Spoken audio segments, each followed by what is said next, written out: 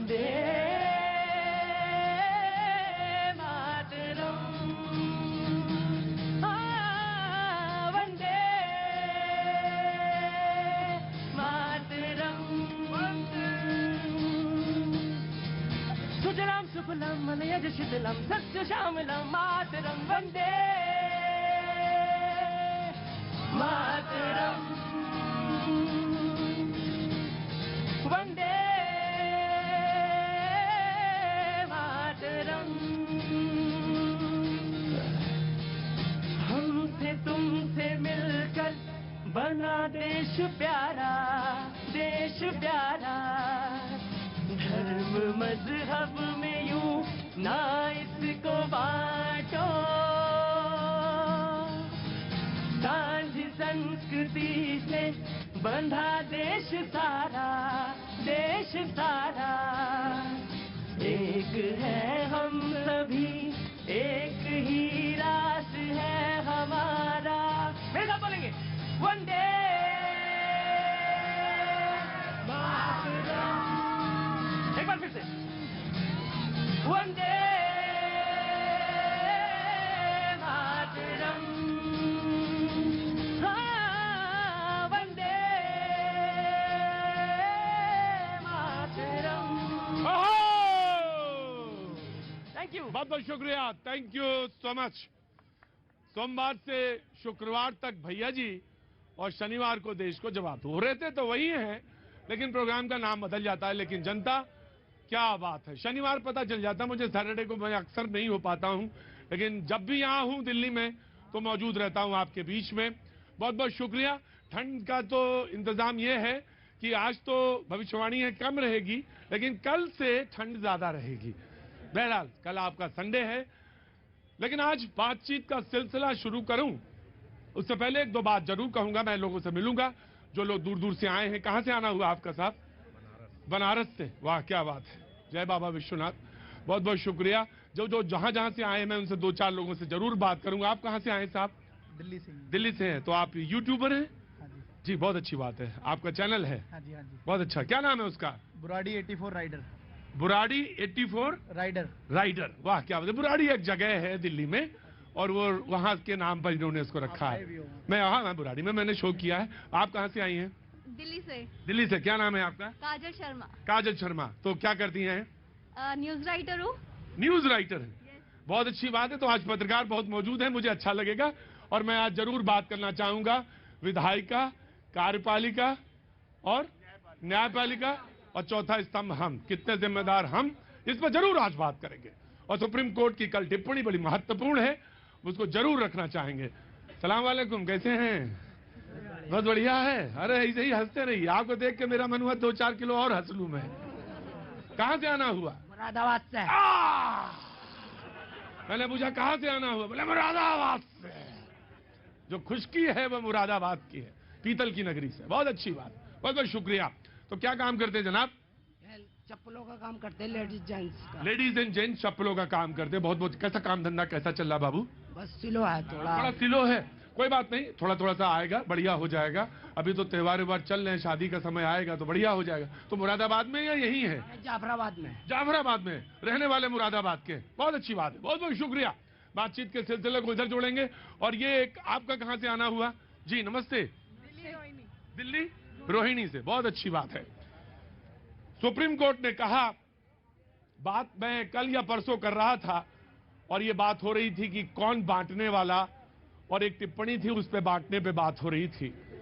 लेकिन कल एक बड़ी महत्वपूर्ण बात हुई। मैं मुद्दे पे आऊंगा जिस पे आज बातचीत है, लेकिन उससे पहले मैं अक्सर ये कहता हूं कि मीडिया को आईना दिखाना चाहिए और एक आईना रखना चाहिए। ये मेरी टिप्पणी है, मैं अक्सर कहता हूं। और जो अपने पास रखनी चाहिए, आईना जो रखना चाहिए, उसमें अपनी तस्वीर जरूर देखते रहना चाहिए। मैं कैसे ये तवक्को करूं, कैसे ये विश्वास करूं कि आप अच्छे हो जाएंगे लेकिन हम अच्छे नहीं होंगे, और ये मैं मान लूं कि मैं ही अच्छा हूं, वो भी ठीक नहीं। तो जो मैं चौथा स्तंभ हूं अगर लोकतंत्र का, तो मेरी कुछ जिम्मेदारियां हैं। और वो जिम्मेदारियां ये हैं कि हम निष्पक्ष दिखें, हो और होने के साथ साथ दिखे भी, निष्पक्ष दिखें। एंकर जो है, जिसके ऊपर बड़ी महत्वपूर्ण भूमिका है, उसके ऊपर टिप्पणी की गई और मुझे अच्छा लगा, देख के भी अच्छा लगा, पढ़ के भी अच्छा लगा। सिर्फ अच्छा ही नहीं लगा, नैतिक जिम्मेदारी भी है और इस जिम्मेदारी का कार्य वहन करना चाहिए और निश्चित तौर से आगे आना चाहिए और कहना चाहिए कि हां, हम ऐसे ही हैं, हम खरे उतरेंगे, तब तो बात है। आज मैं भारत का संविधान, यही किताब है जिसका मैं बार बार जिक्र करता हूं। इसको चाहे आप जो मान लीजिए, मेरा कुरान मान लीजिए, चाहे मेरा ईमान मान लीजिए, चाहे मेरा रामचरितमानस मान लीजिए, चाहे ओल्ड टेस्टामेंट मान लीजिए, जब तक मैं इस शो के घेरे में हूं, हाँ ऑफ कोर्स मेरा एक धर्म है, मैं हाथ में कलावा बांधता हूं, काल भैरव के मंदिर में भी जाता हूं, लेकिन जब तक इस आईने, इस चौखंडी के पीछे रहता हूं, यही मेरी सब कुछ है और इसके ना आगे और ना इसके, जोर से बोलो, ना आगे ना पीछे। कुछ टिप्पणियां हैं बड़े महत्वपूर्ण हैं कि स्पीच के लिए एंकर ऑफ एयर किए जाएं, क्या ये सवाल है, या किए गए, ये सवाल पूछा गया। ऑफ एयर मतलब ये होता है कि अगर मैं बोलते बोलते पक्षपातपूर्ण हो गया या पक्षपातपूर्ण दिखा या मैंने काम किया या जो कुछ चलती है डिबेट, काहे पे डिबेट चलती है सबसे ज्यादा, हैं? जोर से बोला करो और जोर से बोलो, क्या पे? धर्म पे। जनता सब जानती है। यह भी एक बात आई कि क्या जनता इतनी वाकिफ है? अरे जनता बड़ी वाकिफ है। तो मैंने पूछा सबसे ज्यादा डिबेट किस पर चलती है? हिंदू मुसलमान। लेकिन मैं उस पर बात नहीं कर रहा, मैं तो ये कह रहा हूं कि हम जिम्मेदार कितने हैं। तो अगर हम पक्षपातपूर्ण नजर आए या दिखें तो हमें भी ऑफ एयर किया जाए। ऑफ एयर मतलब पर्दे, हाँ, क्या किया जाए? पर्दे के पीछे की जिम्मेदारी, पर्दे की भी ना मिले, पीछे की भी जी। और ये होना चाहिए, ये आईना है और इससे बात आज मैंने शुरू की है। ऑफ कोर्स मैंने कहा कि उसका जो प्रियम्बल है, जो हमारे संविधान की आत्मा है, वो ये किताब है और उसका जो प्रियम्बल है सबको पढ़ना चाहिए, बच्चों को पढ़ाना चाहिए। पढ़ाने से जो होता ये है कि हमको समझ, हम भारत के हम तो एक संपूर्ण प्रभुत्व संपन्न समाजवादी पंथ निरपेक्ष लोकतंत्रात्मक गणराज्य बनाने के लिए तथा उसके समस्त नागरिकों को आर्थिक, राजनीतिक और सामाजिक न्याय, विचार अभिव्यक्ति, विश्वास, धर्म और उपासना की स्वतंत्रता प्रदान करने के लिए तथा उन सब में व्यक्ति की गरिमा और राष्ट्र की एकता और अखंडता को सुनिश्चित करने वाली वंशा को बढ़ाने के लिए अपनी इस संविधान सभा में आज तारीख 26 नवंबर 1949 ईस्वी मिति मार्गशीर्ष शुक्ल शुक्लम में संवत 2006 विक्रमी को एतद द्वारा इस संविधान को अंगीकृत, अधिनियमित व आत्मार्पित करते हैं। जय हिंद, जय भारत। अब मैं कह सकता हूं भारत माता की। वो जो आवाज गगनचुंबी होती है, जिसपे कहते हैं उद्घोष, जिसे कहते हैं उद्घोष, निश्चित तौर से ये उद्घोष हो सकता है। क्या नाम है आपका? मेरा नाम नीरज कुमार साहू है। नीरज कुमार जी, क्या कर रहे हैं आजकल? सर मैं यहाँ पे स्टूडेंट हूँ। तैयारी कर रहे हैं किसी चीज की? यस सर, मैं समझ गया था यूपीएससी की तैयारी कर रहे हैं। बड़े बड़े जर्नलिस्टों को याद नहीं है, याद ही नहीं है। याद तो छोड़िए सर, याद करना जरूरी भी नहीं है, कम से कम पढ़ लिया जाए और ईमानदारी से उस पर अमल कर लिया जाए, तब भी बहुत बड़ी बात है। इंच भर भी नहीं हट सकते यह, और जो इंच भर भी हट रहा है, इससे कोई हो जो इंच भर भी हट रहा है, वो भारत माता का नहीं है। बहरहाल आप सोचेंगे कहां से शुरू कर दिया आज इन्होंने बात। दरअसल यही सच है, मेरा सच तो यही है। अच्छा लगा हो तो बहुत अच्छी बात, ना अच्छा लगा हो कोई बात नहीं। जो आज मेहमान हमारे साथ मौजूद हैं, मैं उनका तारुफ जरूर कराना चाहूंगा। हाफिज गुलाम सरवर साहब कुछ देर में होंगे हमारे साथ। शैलेंद्र दुबे जी हैं, पॉलिटिकल एनालिस्ट, बहुत बहुत शुक्रिया। सूर्या मैथिल जी, बहुत बहुत शुक्रिया, thank you so much. Shivam Tyagi ji, बहुत बहुत शुक्रिया, thank you so much. Anuja Kapoor, बहुत बहुत शुक्रिया, बीजेपी का पक्ष रखेंगी, बहुत बहुत शुक्रिया, thank you so much. Rahul Lal ji, journalist हैं आज, बहुत बहुत शुक्रिया, थैंक यू सो मच। मैं आपसे एक टिप्पणी लूंगा। राघवेंद्र दुबे जी समाजवादी पार्टी से हैं, बहुत बहुत शुक्रिया, thank you so much. Prem Kumar ji, बहुत बहुत शुक्रिया, Prem Kumar ji, thank you so much. आकृति भाटिया हमारे साथ मौजूद हैं, बहुत बहुत शुक्रिया। और ऋतु हमारे साथ कांग्रेस का पक्ष रखने के लिए मौजूद हैं, बहुत बहुत शुक्रिया। बातचीत का सिलसिला शुरू करूं या आप लोगों से पहले बात करूं? जी, कहां से आना हुआ? उत्तर प्रदेश औरैया। उत्तर प्रदेश औरैया से। क्या नाम है आपका? चंदन सिंह। चंदन जी, कुछ कहना चाहेंगे? एंजॉय कर रहे हैं सर। एंजॉय ही तो कर रहे हैं सब। इस मुल्क में बहुत मजेदार चीज है। करिए, एंजॉय करिए, बिल्कुल एंजॉय करिए। लेकिन मैं एक चीज आपसे जरूर चाहता हूं, क्या काम करते हैं? जी गैस का काम करता हैं? हूँ, गैस की सप्लाई करता हूँ। गैस की सप्लाई करते हैं। मैं एंजॉय करिए, बिल्कुल एंजॉय करिए, इसमें तो करना भी चाहिए, लेकिन आंख नाक कान खुले रखिए, ये जरूर रखिए। आप एंजॉय करिए, इसको कौन रोक सकता है आपको? जी, क्या नाम है साहब? सर मेरा नाम परवेज है, मेरा क्वेश्चन भी है। क्वेश्चन भी है। परवेज है, कहां से है परवेज साहब? सर मैं दिल्ली सुखदेव विहार। सुखदेव विहार से परवेज साहब। परवेज साहब कुछ कहना चाहते हैं, कुछ बोलना चाहते हैं? जो कुछ पीछे लोग खड़े हैं जिनसे मेरी नजरें मिल रही हैं, वो आगे आए तो अच्छा बनेगा। जी सर मुझे बीजेपी का स्पोक्स पर्सन से क्वेश्चन है। बीजेपी के स्पोक पर्सन से क्वेश्चन है, अनुजा से सवाल है। ठीक है, पूछिए। आइए परवेज जी, बोलिए। सर एम्प्लॉयमेंट पे आरआरबी में जेई का और एसए का पोस्ट 7 साल से नहीं आया, तो रेलवे में वैकेंसी कब आएगी टेक्निकल इंजीनियरिंग की? जी, रेलवे में वैकेंसी कब आएगी? ये कल के जो छपा है जिस पर मैं बोल रहा था, उसमें भी ये बात थी। बड़े महत्वपूर्ण सवाल है। Of course. जी, क्या नाम है आपका? संदीपनी मिश्रा। संदीपनी जी, किस क्लास में हैं आप? मैं 6th क्लास में हूँ। पापा के साथ आई हैं? पापा ने सवाल दिया या आपका सवाल है? मेरा सवाल है, पापा चुप आप खड़े रहेंगे। जी हाँ, बोलो। मैं ये पूछना चाहती हूँ, जब से 2014 में सरकार आई है तब से मीडिया इतना बदनाम क्यों है? मीडिया गोदी मीडिया क्यों बन गया है? पहले लोग सच बोल पहले पहले पहले लोग झूठ बोलते थे, मीडिया सच दिखाता था। अब मीडिया झूठ बोलता है, लोग सच बोलते हैं। ये क्या चल रहा है राजनीति में?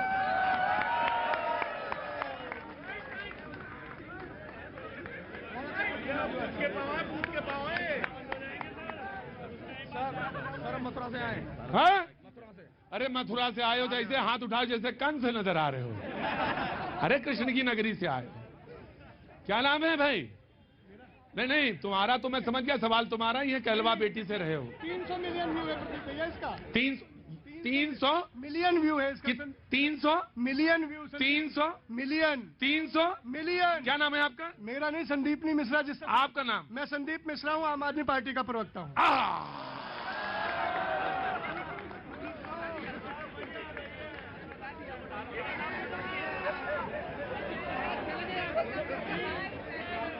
क्या नाम बताया आपने? मैं पंडित संदीप मिश्रा। पंडित, पहले संदीप मिश्रा थे, अब पंडित संदीप मिश्रा है। पूरा काम नहीं चल रहा था। संदीप मिश्रा जी, बहुत भोले आदमी हैं आप। अगर आप ना भी बताते कि आम आदमी पार्टी के तो काम चल जाता, लेकिन आपने बता दिया। बेटा एक बात कहूं आपसे, सवाल आपका ठीक है, संदर्भ में सही है, लेकिन ये उम्र अभी इन सब पचड़ों में फंसने की नहीं है। मेरी बात सुनना बेटा, तुम्हारे बाप से उम्र में ज्यादा हूं, बाबा की उम्र का हूं। सुनना मेरी बात, इन चीजों में पढ़ने की नहीं है। पहले, सबसे पहले अगर तुम्हें कुछ याद होता या पिताजी को याद होता या ना होता, प्रेमबल याद है मित्रा जी? मुझे तो नहीं इसको याद है। प्रेमबल याद है? सर थोड़ा तो याद है, लेकिन अब इतना मैं कर रही हूँ कि मेरे को याद करना है, क्योंकि मेरे को उम्र से तो नहीं, मैं आपने जैसे बोला। बेटा सच है, तुम्हारी उम्र जो है उसमें प्रेमबल शायद ना भी याद हो, कोई बात नहीं, लेकिन पिताजी को तो प्रेमबल नहीं याद है। पॉलिटिकल पार्टी के हैं, प्रेमबल नहीं। यही दिक्कत है, यही दिक्कत है। बोले क्या कर रहे हैं? बोले करने की जरूरत नहीं है, 300 मिलियन लोग देख रहे हैं हमको। बोले क्या कर रहे हैं? बोले 100 मिलियन पे हिट हैं हम। बोले क्या कर रहे हो? बोले 50 मिलियन लोग हमको जानते हैं। जानते घर के 4 लोग नहीं हैं, लेकिन 50 मिलियन हिट है मेरे। ये दिक्कत है बेटा। और बचपन बचपन की तरह नजर आना चाहिए। मिश्रा जी, ये तुमसे सवाल कहा है मैंने, बचपन बचपन की तरह सवाल आना, 300 मिलियन में ना फंसाओ बेटा। नहीं, जवाब नहीं लूंगा, नहीं लूंगा जवाब। ये मेरा अधिकार क्षेत्र है, ये मेरा अधिकार क्षेत्र है। बचपन को मिश्रा जी बचपन की तरह डिजिटल मीडिया में 300 मिलियन 50 मिलियन में ना फंसाओ। 7 साल में भगत सिंह ने किया था। ये मुल्क आजाद है मिश्रा जी, ये मुल्क आजाद है। और खाम खा की टिप्पणियों में मत फंसो। खाम खा, बचपन को बचपन रहने दो मिश्रा जी, बचपन को मिश्रा जी बैठ जाइए, मैं आ रहा हूं। बहरहाल मैं उस मुद्दे पे आता हूं, जो सवाल तो इसने पूछा था, लेकिन सवाल तो कहा ही गया। मैं उसी पे लौटता हूं, गोदी मीडिया पे। मुझे तो उसी पे आना है, चाहे किसी के मुंह से कहा गया हो या जिसने भी कहा हो। सवाल तो रखा गया, उससे तो नहीं बच सकते आप। चाहे बच्चे ने खोला, मिश्रा जी मेरे पास तराजू वही है, वो किसी का तराजू नहीं है, वो मेरा अपना तराजू है। सवाल तो रखा गया कि मीडिया की तरह क्यों नहीं नजर आ रही है, मीडिया गोदी मीडिया जैसी बनती नजर जा रही है। एंकर्स जो हैं डिबेट में लगता है कि जैसे किसी के साथ पक्ष में, रुको लड़ाई नहीं, किसी के पक्ष में खड़े हुए हैं। नहीं होना चाहिए, बिल्कुल नहीं होना चाहिए। लेकिन वो मेरा मौलिक सवाल है कि बचपन को बचपन की तरह रहने दीजिए। वो 8 साल की 9 साल की क्लास में पढ़ रही है, उसको उसमें ना ले जाइए। पहले प्रीएम्बल कॉन्स्टिट्यूशन की किताब का पहला पन्ना सफा वो सिखाइए, वो ज्यादा जरूरी है। क्योंकि अगर वो सीख गए तो ना तो गोदी मीडिया, ना तो न्यायपालिका, और ना तो विधायिका, ना तो आम, ना तो बीजेपी, ना तो कांग्रेस, मिश्रा जी तब पंडित लगाने की भी जरूरत नहीं रह जाएगी। अपना पूरा नाम बताएंगे आप। दिक्कत यही है जी। पहली टिप्पणी जी।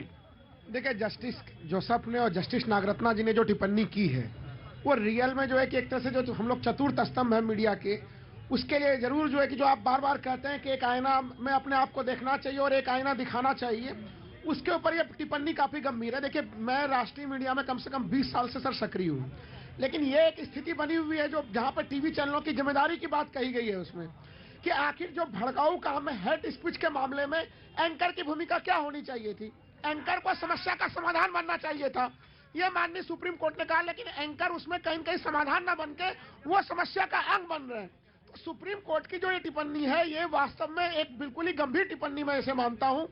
और देखिए, समाधान अगर समाधान ना भी निकाल पा रहे हो तो कम से कम तटस्थ भाव से खड़े हो सकते। मैं एक चीज कहूंगा, तटस्थ भाव से खड़े हो सकते हैं। देखिए, ये जो संविधान है, मुझे बहुत गर्व है कि मैं भैया जी कहीं में आता हूँ और भैया जी कहीं में हमेशा आप संविधान के दायरे के भीतर होते हैं। अरे कभी जरूरी नहीं, हमारी कोई बात ही नहीं है। मैं आपकी बात नहीं कर रहा हूँ, हाँ, हाँ, मैं तो हर जगह की कर रहा हूँ कि देखिए सुप्रीम कोर्ट ने क्या कहा, असहमति की आवाज को कई जगह पे वहाँ पे घटा दिया जाता है, कई जगह वहाँ पे म्यूट कर दिया जाता है। आपको सहमति की आवाज हो, चाहे वो सरकार के समर्थन की आवाज हो, चाहे विपक्ष की आवाज हो, हर आवाज को आपको पर्याप्त जगह देना चाहिए, निष्पक्ष होना चाहिए। देखिए, न्याय हो चाहे वो पत्रकारिता हो। Right, I agree. आज मैंने आपकी बात ली, छोटी छोटी टिप्पणियां लूंगा, फिर मुद्दे पे आऊंगा। हालांकि टाइम मिलेगा या नहीं मिलेगा मैं नहीं जानता। आप अलग खड़े किनारे हो गए, किनारे अलग खड़े हो गए जी, बोलिए। धन्यवाद प्रतीक जी, पहले तो आपको बहुत बहुत धन्यवाद। आपने वंदे मातरम का इतना अच्छा जो उद्घोष लगाया, इस देश के सभी राष्ट्रभक्त आपको नमन कर रहे होंगे और बहुत सारे गद्दार आपको गालियां दे रहे होंगे। नहीं, बिल्कुल सही बात नहीं है। जो गलत है वो गलत कहा करो। बिल्कुल, कहां कौन गद्दार? इस मुल्क में सारे लोग रहते हैं तो कोई गद्दार है क्या इसमें? बिल्कुल नहीं, गलत नहीं, आई वोंट टेक। नहीं, मैं आऊंगा।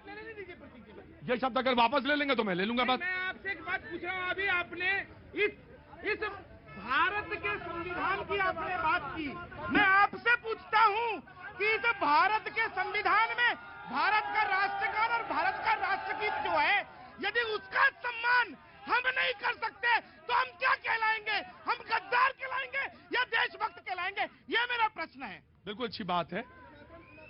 इस देश की, इस मुल्क की आजादी में सर मेरी बात सुनेंगे आप? मैं आपको प्लीज सिट डाउन प्लीज। इस मुल्क की बात सुनिए। इस मुल्क की आजादी में वंदे मातरम, सर प्लीज सारी जिम्मेदारी आपके बेटे को अर्जुन बनाने की जिम्मेदारी सिर्फ मीडिया ने ले रखी है। आपको भी अपने सच्चरित्र बना जी। उठाऊंगा लेकिन आवाज तो सुनो यार। वंदे मातरम का तराना मेरी जिम्मेदारी है। आप पान का मसाला खा के थूकते रहिए, जिम्मेदारी मेरी है, सारी जिम्मेदारी मेरी है। पान का मसाला खाइए, थूकिए और आराम से सो जाइए। पब्लिक प्लेस पे साफ करने की जिम्मेदारी चतुर्थ श्रेणी कर्मचारी की है, आपकी नहीं है। आप आराम से रहिए। सीवर लाइन में काम करते हुए चतुर्थ श्रेणी का कर्मचारी दम तोड़ देगा। आप आराम से रहिए, आपकी जिम्मेदारी नहीं है कुछ। अरे सारी जिम्मेदारी तो मैंने ले रखी है ना, आपकी कोई जिम्मेदारी? आपने संकोच के पास आराम से सोइए सर, जाड़ा है, 2-3 डिग्री टेम्परेचर, आराम से रजाई बनाइए और सो जाइए। हाँ, फुटपाथ पे जो मर जाएगा उसके लिए आवाज उठाने की जिम्मेदारी मेरी है। आप उसके बगल से निकल जाएंगे लेकिन कुछ बोलेंगे नहीं। लेकिन मैं आ रहा था वंदे मातरम पे, मैं वहीं पे रहूंगा, आज बिल्कुल वहीं पे रहूंगा। बोले वंदे मातरम, जी बिल्कुल सही कहा आपने, मैं आपकी बात से सहमत हूं। वंदे मातरम का जो तराना सबने गाया और आजादी के लिए कोई वहां पे मतभेद नहीं था, ना कोई मनभेद था। इस आजादी के तराने को सबने, लेकिन आजादी के बाद पता नहीं क्या हुआ, कौन सी चीज लगी कि सब अलग थलग नजर आने लगे। हु इज रिस्पॉन्सिबल, ये सवाल है और इसको एड्रेस किया जाना चाहिए। कहां से आना हुआ हुजूर? इलाहाबाद से। इलाहाबाद से, प्रयागराज से। अब आप इलाहाबाद कहेंगे, मैं प्रयागराज कहूंगा, मैं टेक्निकली सही हूंगा, बंद मेरे इलाहाबाद है लेकिन क्या मैं प्रयागराज रहा हूं। लेकिन यह कहा गया कि दिमाग में आपके बहुत सारी चीजें हो सकती, लेकिन यू वोंट से, आप कहेंगे सब कुछ नहीं। और ये बात सच है कि कहने से पहले सोचेंगे जरूर कि मेरे कहने से इसको दुख होता है या नहीं। मुझे कल किसी ने कहा यहां पे हिंदू राष्ट्र, पैनल में 4 लोग थे ऐसे, कैसे कह देंगे सर? संविधान में तो कहीं नहीं लिखा, संविधान तो मेरा यही है, संविधान में तो मेरा यही लिखा है और जो लिखा है मैं तो उसी को मानूंगा। और तब तक मैं आऊंगा आपके पास, लेकिन तब तक मानूंगा जब तक सांस है। बाकी जिम्मेदारी आपकी, पान का मसाला थूकिए, साफ तो चतुर्छेड़ी कर्मचारी करेगा ही। आया जी, बोलिए। प्रतीक जी, संविधान में तो ये भी नहीं ये लिखा हुआ है कि किसी एक वर्ग को किसी अवसर से मार के जो भगाया जाए। बिल्कुल नहीं लिखा है। लिखा हुआ है? कहाँ लिखा हुआ है? ये लिखा हुआ कि नहीं लिखा हुआ है? क्या किसी वर्ग को भगाया जाए? हाँ। कहाँ लिखा? तो तब ये कश्मीर से क्यों सबको अभी भगाया गया? बताइए ना, ये क्यों भगाया गया इस बात को? ठीक है, 4.5 लाख 5 लाख के लोगों को वहां से ना मार करके क्यों भगाया गया? ये बताइए ना। और संविधान में तो ये भी नहीं लिखा गया है। सर, एक होता है आदर्श और एक है कार्यपालिका। मैंने कहा आदर्श हमारा वो है और क्रियान्वयन करने वाली कोई पॉलिसी थी, और अगर दिमाग में कहीं खाई किसी ने पैदा करी है तो हु इज रिस्पॉन्सिबल, ये सवाल बार बार पूछा जाना चाहिए। आदर्श हर एक किसी को जो मानना चाहिए। और अगर राष्ट्र के पास आदर्श नहीं है कोई, मेरे पास है आदर्श राष्ट्र का, अगर आदर्श है, ये आदर्श केवल एक वर्ग के लिए नहीं है कि हम भर मानेंगे, आपको भी मानने का अधिकार है उतना। तो कौन नहीं मानेगा? कौन मान रहा है बताइए ना। कौन इस राष्ट्र में? मैंने कहा यूनिफॉर्म सिविल कोड, कॉन्स्टिट्यूशन ने कहा, वो जब बन रहा था, कहा ये बात कही कि नहीं कही 44 में? मैं एक मिनट रुकिए, चुपचाप बैठ जाइएगा, चुपचाप बैठ जाइएगा। आर्टिकल 44 में कहा, या सर यूनिफॉर्म सिविल कोड की बात है उसमें। तो किसको एतराज है? किसको और क्यों एतराज है? तो मैं पूछता हूं क्यों एतराज है? क्यों दंगा हो रहा है जगह जगह? बताइए काहे ये लोग ये धरने पर बैठ जी, 1 by 1 कमेंट आज करेंगे। जी जी, मैं आता हूं। देखिए ऐसा है ना, आपने बात की मोरालिटी की, आप बात कर रहे हैं उस देश में रह रहे हैं जो यहाँ नैतिकता को साइड रखिए। आप इस देश के अंदर 140 करोड़ लोगों के लिए अगर एक कानून की बात की जाती है तो बड़ी संख्या में करोड़ों लोग जो अपने हितों को साधने के लिए आ जाते हैं कि नहीं हमारी डाइवर्सिटी यूनिटी में की बात करने लग जाते हैं। अरे कानून में भी डाइवर्सिटी देखेंगे क्या? अगर पैनल पे खड़े हुए व्यक्ति हैं, इनमें अगर मान लीजिए मेरे को कोई एक थप्पड़ मारता है और मैं उठा के किसी का जो कत्ल करता हूं, क्या सजा एक होती है क्या? नहीं। तो जब यूनिफॉर्म सिविल कोड जब तक जो नहीं सब लोग यूनिवर्सली उसका सपोर्ट करेंगे, आप किसी भी चीज पे कभी भी यूनिवर्स राय। चैलेंज जी, आपने कहा कि डाइवर्सिटी है, फैसला तो 3 और 1 पे आया, अभी 2-1 पर भी आया, तो हमारी वो हमारी जो डाइवर्सिटी है उस पर तो सवाल ना उठाइए। मैंने ये नहीं कहा। हाँ। यूनिफॉर्म सिविल कोड के लिए बहुत से लोग इस तरह का सारा लेते हैं। बेंच पे आने दीजिए, अगर कभी आएगा मामला तो बेंच पे आए। मैं कोर्ट का रुकिए, मैं कोर्ट की बात कर लेता हूँ।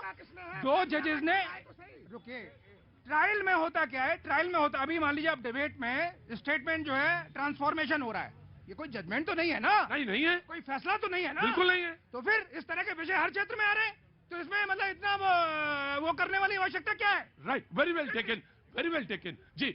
और हाथ उठाएंगे आज भाई, वरना मैं आ नहीं पाऊंगा, आपके अलावा सब लोग उठाएंगे हाथ जी। कोई भूला हुआ चेहरा याद आए शायद, कोई कहां से समाजवादी पार्टी आई है आज? बड़ा तेजो गर्मी चल रही थी, मेरे भी पसीना आ गया, लेकिन आपने जो शेर सुनाया मजा आ गया। क्या सुनाइए, पूरा सुनाइए। कोई भूला हुआ चेहरा याद आए शायद, हाँ। आईना कभी गौर से तूने देखा ही नहीं। आईना तूने कभी गौर से देखा ही नहीं। कहाँ से आना हुआ साहब? लक्ष्मीनगर से। लक्ष्मीनगर से। क्या काम करते हैं साहब? बस पर्सनल काम है सर, कुछ पर्सनल काम है। वांडू से कुछ कहना चाहते हैं? इच्छा है? नहीं सर, बस पहले देखना चाहेंगे फिर बोलना चाहेंगे। मैं आपसे पूछता हूँ, मैं आता हूँ। जी जनाब, मैं मुझे नहीं भूला, मैं आ रहा हूँ। आकृति, सबकी अपनी अपनी जिम्मेदारी है और निश्चित रूप से मीडिया की जिम्मेदारी है, लेकिन औरों की भी जिम्मेदारी, राजनीतिक दलों की जिम्मेदारी है और जो कोर्ट है उसकी भी जिम्मेदारी है। मीडिया सारा दोष, एक बात है, सारा दोष सरकार का नहीं हो सकता। सरकार ने तो कहा कि मसाला मत खाइए, बांध सफाई करिए।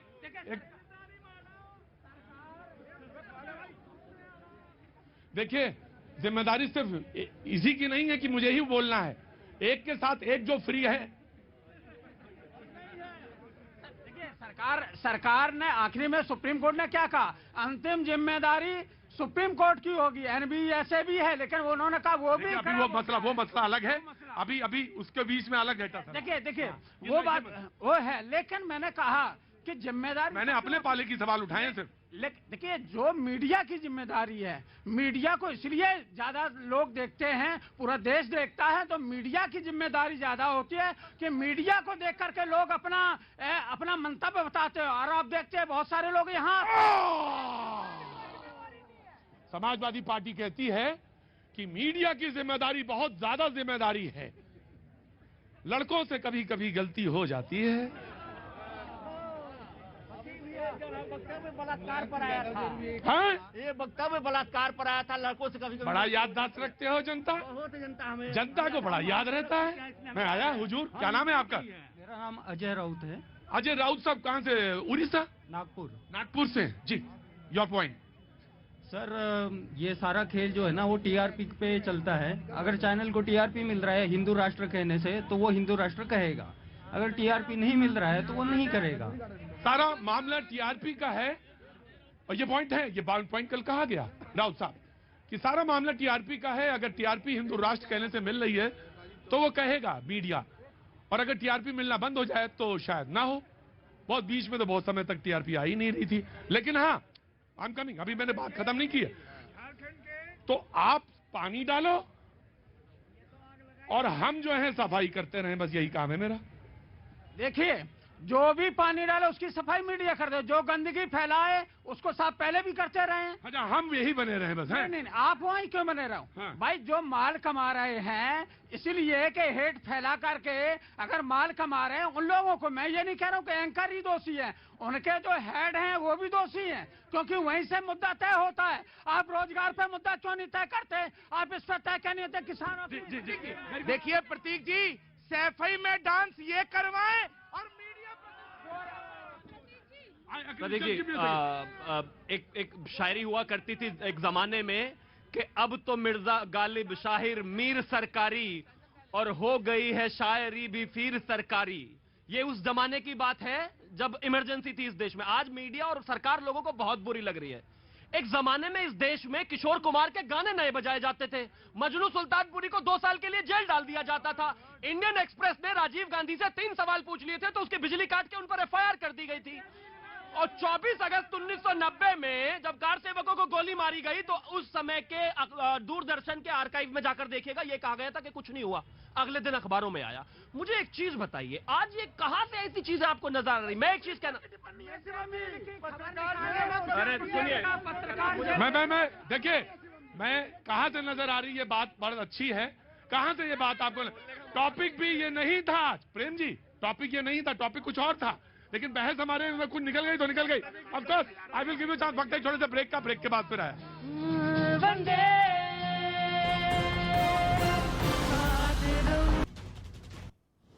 उत्तराखंड के चमोली में बर्फबारी का सिलसिला लगातार जारी है। बद्रीनाथ धाम में जमी बर्फ की मोटी परत और पहाड़ों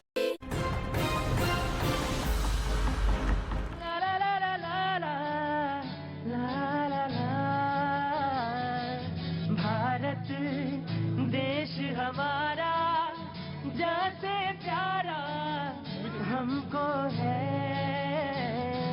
भारत देश हमारा जैसे प्यारा हमको है, इसमें रहने वाले भारतवासी एक है, इसमें रहने वाले भारतवासी एक है।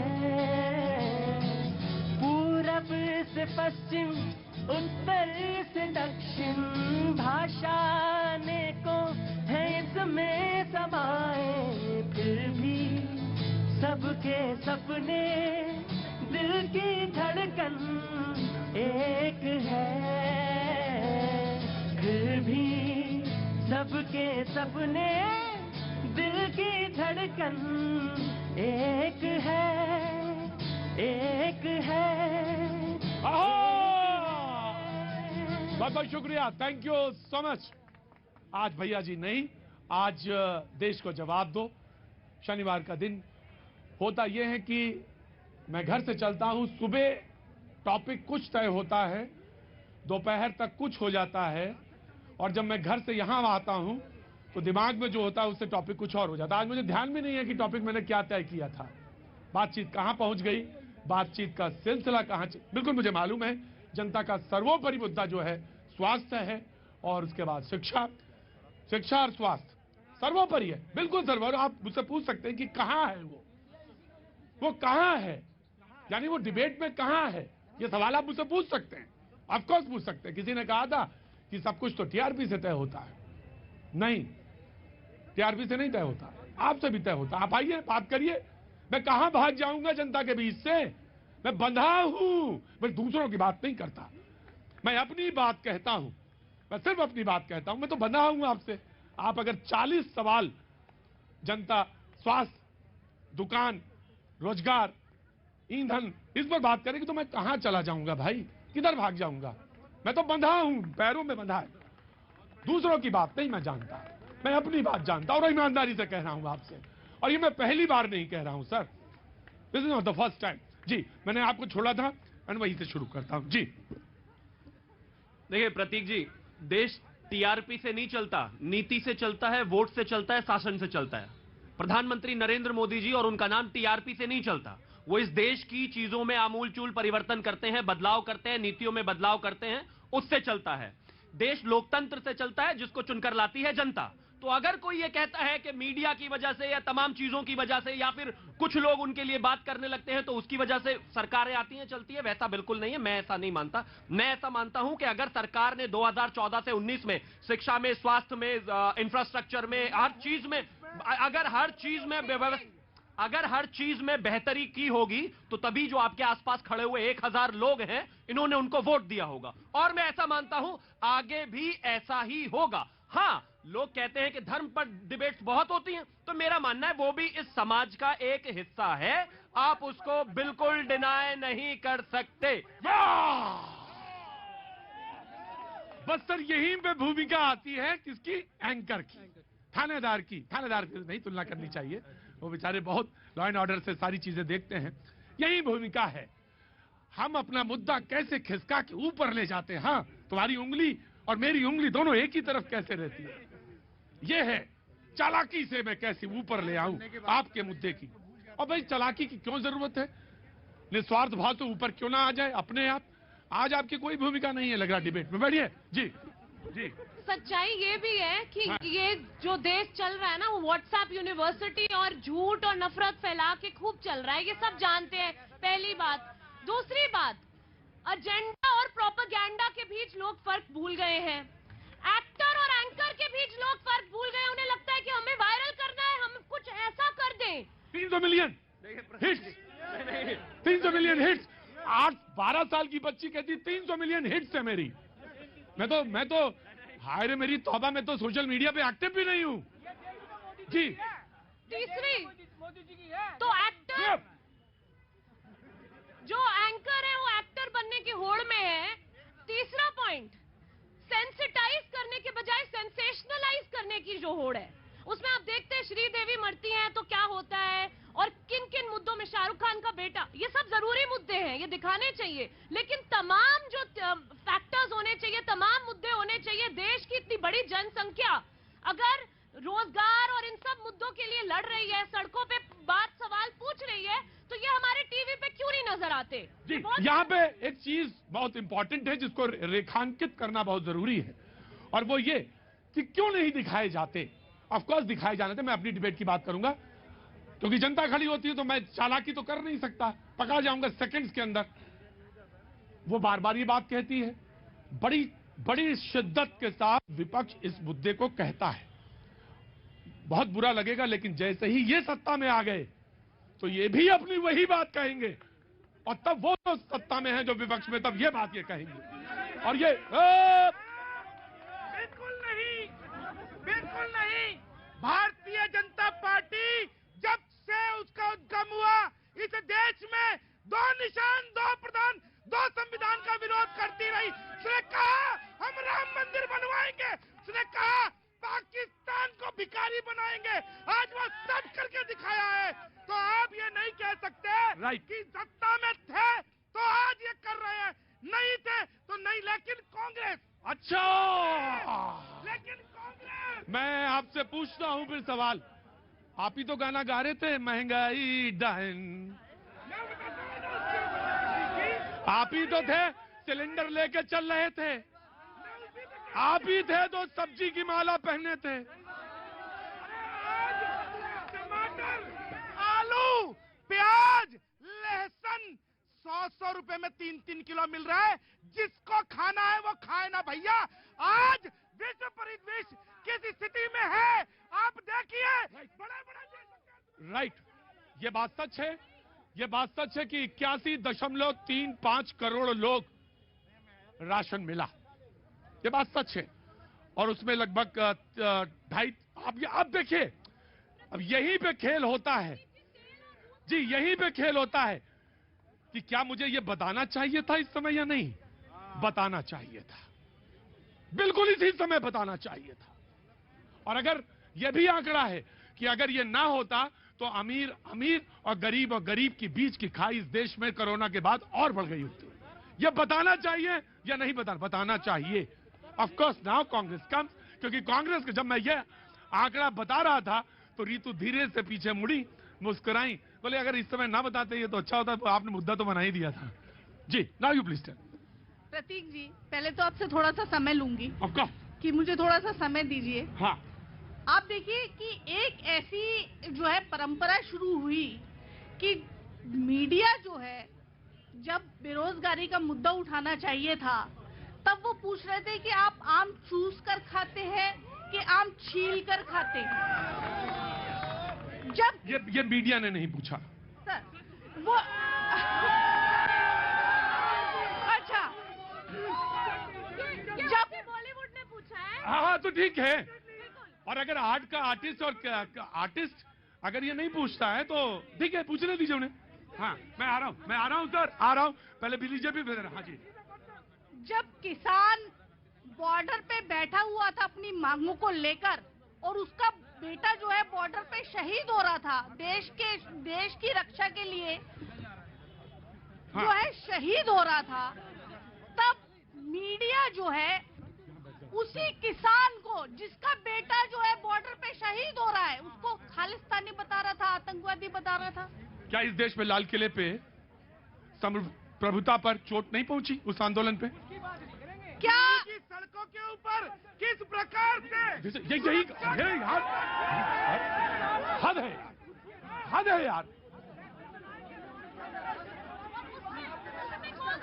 प्रतीक जी, जिन शिक्षा के मंदिरों ने, मैं भगा दूंगा तुमको यहाँ से। चलो जाओ, चलो हफ्ता भर के लिए बाहर। एंकर तो नहीं, तुम बाहर जाओगे फट से। प्रतीक जी, जिन शिक्षा के मंदिरों ने, जिन यूनिवर्सिटीज ने देश का नाम रोशन किया, जो देश की नंबर 1 यूनिवर्सिटीज है, उन यूनिवर्सिटीज पे हमले कराए गए, उन यूनिवर्सिटी के छात्रों को जो है आतंकवादी बोला गया, किसानों पर गाड़ियां चढ़ाई गई और मीडिया चुप है। मीडिया जो है स्वयं जो है सत्ता पक्ष की भूमिका निभा रहा है। Right ji no BJP and then I will come to you. आज मेरी कांग्रेस की प्रवक्ता बहन ये कह रही हैं और इतनी बड़ी बातें मीडिया पर कर रही हैं, भूल गई कि इमरजेंसी में हैं। मीडिया के ऊपर मुंह पर ताला और उनको जेल की तरह बंद कारावास में कांग्रेस नहीं डाला था। हिंदुस्तान के लोकतंत्र का सबसे काला अध्याय है, जो कुछ काले अध्याय उनमें वो भी है। और दूसरी बात बहन, मैं बोल लूं एक बार, हाँ, और दूसरी बात, अरे आप जब बोल रहे थे तो मैं नहीं बोल रही थी। दूसरी बात ये है कि ऑलरेडी सुप्रीम कोर्ट के अंदर एडिशनल सॉलिसिटर जनरल ने ये बोल दिया है कि हम लोग नया तरीके का अमेंडमेंट सीआरपीसी के अंदर लेकर आ रहे हैं, और वैसे ये सेल्फ रेगुलेटरी है मीडिया का, खुद अपने ऊपर इनको चेंजेस लेकर आना चाहिए। पर जहां पर हमारी सरकार है तो उत्तराखंड जो है वहां पर एडिशनल एडवोकेट जनरल ने ये कहा है कि 51 केसेस रजिस्टर्ड हुए हैं, 160 जो है उस पर पुलिस ने स्यू मोटो केस अपने आप दर्ज किया है। उत्तराखंड के अंदर डेप्टी एडवोकेट जनरल के अंदर ने कहा है दिस इज नॉट फेयर। हाँ, कि रजिस्टर्ड 23 स्यू मोटो केसेस ऑलरेडी पुलिस ने कर लिए हैं। तो सबसे बड़ी बात है कि सरकार जब बात कर रही है तो मुझे एक सब बात और भी करनी है कि कांग्रेस का ही एक वक्त है जिसके अंदर आपके जस्टिस जोसेफ ने भी बोला था कि ये है 2013 का जो एप्लीकेशन लगी है ये चमहाटी का, वो 2013 का है। तो उस टाइम पे 2013 में कांग्रेस की सरकार राइट 20 सेकंड मुझे चाहिए। मैं दूंगा। बड़े विनम्र शब्दों में पूछना चाहती हूँ कि सरकार हम चला रहे हैं कि आप चला रहे हैं? प्रश्न हमसे होना चाहिए कि आपसे होना चाहिए? मीडिया की ये हालत किसने की, क्यों आपने मीडिया को ना मीडिया सेल्फ रेगुलेटेड है जी सरकार थी, ये किसकी सरकार थी? आपने जिसके उसी के अंदर एक मैं आगे बढ़ना चाहता हूँ मुद्दे से आगे बढ़ना चाहता हूँ।